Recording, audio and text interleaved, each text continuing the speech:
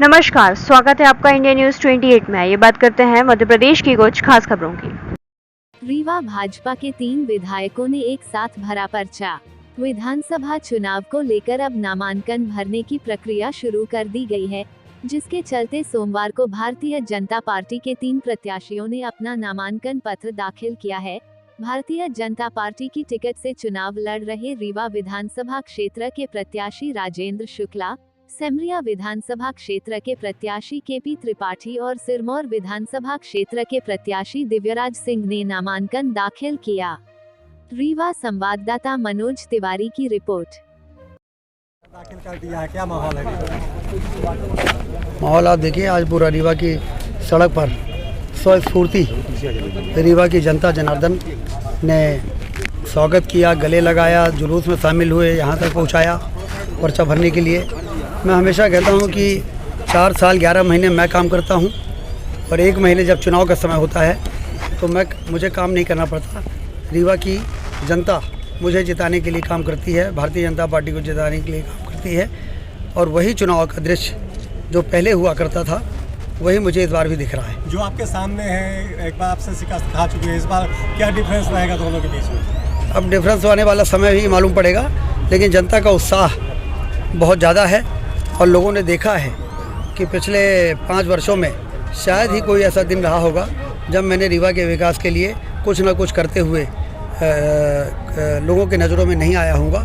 तो इसलिए लोग रीवा का भविष्य देख रहे हैं, लोग रीवा को हिंदुस्तान का सबसे बेहतर ज़िला बनते हुए देखना चाहते हैं और इसलिए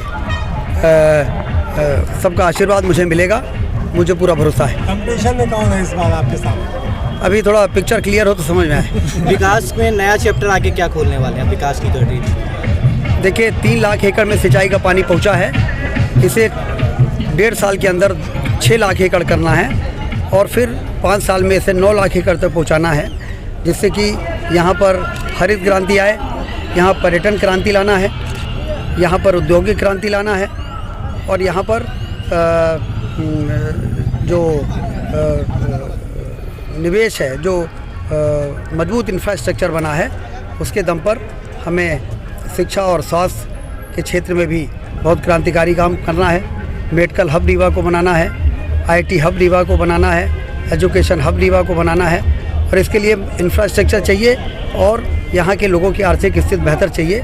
वो योजनाबद्ध तरीके से आगे हो रहा है। विंध्य में इस बार भाजपा किस तरह की मजबूती कैसे खड़ी होगी, कैसे? 8 में 8 सीटें जीतेंगी, आप देखिएगा। पिछले बार भी कोई नहीं कहता था। 8 में 8 सीटें जब परिणाम निकला तभी लोगों ने माना, उसके पहले नहीं मानते थे। इस बार भी जब परिणाम निकलेगा तो लोगों को मानना ही पड़ेगा और जनता का आशीर्वाद हमको मिल रहा है।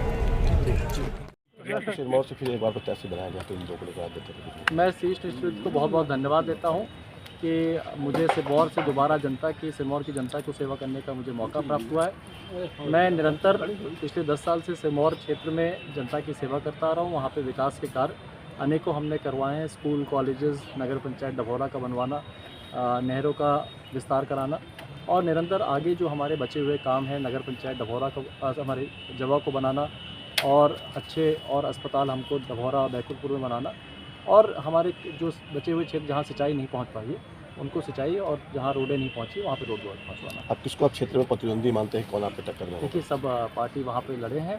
हम अपने कार्य से, हम अपने बूथ में, हर बूथ पे हमारा टारगेट है हम कि 51% वोट पाएँ और चुनाव जीतें। हमेशा ही रोमांचक रहता है, लोकतंत्र का उत्सव है, पर्व है ये। चुनाव होना लोकतंत्र का महाउत्सव है और इस लोकतंत्र के महाउत्सव में हम सब भागीदार बन रहे हैं, इसलिए बहुत ही उत्साह है, बहुत ही जोश है, बहुत ही रोमांच है। इसका एक अपना अलग मजा है। लोकतंत्र के इस महाउत्सव में सब अपना काम छोड़कर केवल एक ही उत्सव मनाते हैं, ये हम सब के लिए बहुत खुशी का विषय है। आपके विपक्ष में इस बार ताकतवर नेता को टिकट मिली है कांग्रेस? कौन से ताकतवर? कौन? 2 हैं, 2-3 लोग हैं। कौन ताकतवर? किसको मानते हैं आप? कांग्रेस के मिश्रा जी है टिकट में। ताकतवर होते तो बंदर की तरह कूदना पड़ता, ताकतवर होते तो गिरगिट से ज्यादा रंग बदलना पड़ता। पिछले 2-3 महीनों में आप सबने देखा है, पहले तो कहते थे भाजपा में आ गए शांति की तलाश में, फिर कहीं टिकटें ले आ लेंगे और फिर देखिए उनकी दशा कि 10 दिन कैसे कांग्रेस के नेताओं के चौखट पर धक्के खाते घूम रहे थे। तो ताकतवर तो वहीं पता चल गया है। और सिमरिया की जनता, रीवा की जनता ने इतिहास में ऐसा चरित्र कभी देखा नहीं होगा जो चरित्र पिछले 2-3 महीनों में देखने को मिला है। जब वो भाजपा में आए थे उन्होंने क्या कहा था, शांति की तलाश में आए हैं, अब मैं कहीं नहीं जाऊंगा, जो दल रोज बदलूंगा तो जनता मुझे मारेगी, उन्होंने खुद कहा था। उनसे पूछिए सवाल। इस बार के चुनावी मुद्दे क्या? विकास और सिमरिया में मूल्यों के जो पुनर्स्थापना करनी है, लगातार वो हुई है पिछले 5 सालों में। और सिमरिया के लोगों को बिकाऊ कहा गया, सिमरिया को बदनाम किया गया, लगातार सिमरिया के खिलाफ षड्यंत्र हुए। ऐसे षड्यंत्रों को, ऐसे जिन्न को जो षड्यंत्र करता है उसको बोतल में बंद करके ढक्कन लगाना है। विपक्ष के लोगों का कहना है कि विकास के नाम पर सिमरिया में कुछ भी नहीं होगा। विपक्ष का काम है कहना, जनता जवाब देगी। आपके ऊपर गंभीर आरोप लगे। कौन से? एक बार बताइए ना। हाई कोर्ट के सिंगल बेंच ने, हाई कोर्ट के डबल बेंच ने सीधे से खारिज करने का काम किया है जो आरोप हमारे ऊपर लगाए गए हैं। तो एक षड्यंत्र था। और आप लोगों को, मीडिया के बंधुओं से मेरी अपील है, ये सवाल करने से पहले आप लोगों को भी हाई कोर्ट के फैसले के बाद डबल बेंच, सिंगल बेंच, ये सवाल करना बहुत ही बेमानी है। क्या लगता है साजिश की गई थी? हाई कोर्ट ने जवाब दिया है इसका, डबल बेंच ने। अब उसको तो आप बखूबी देखा है ना आपने।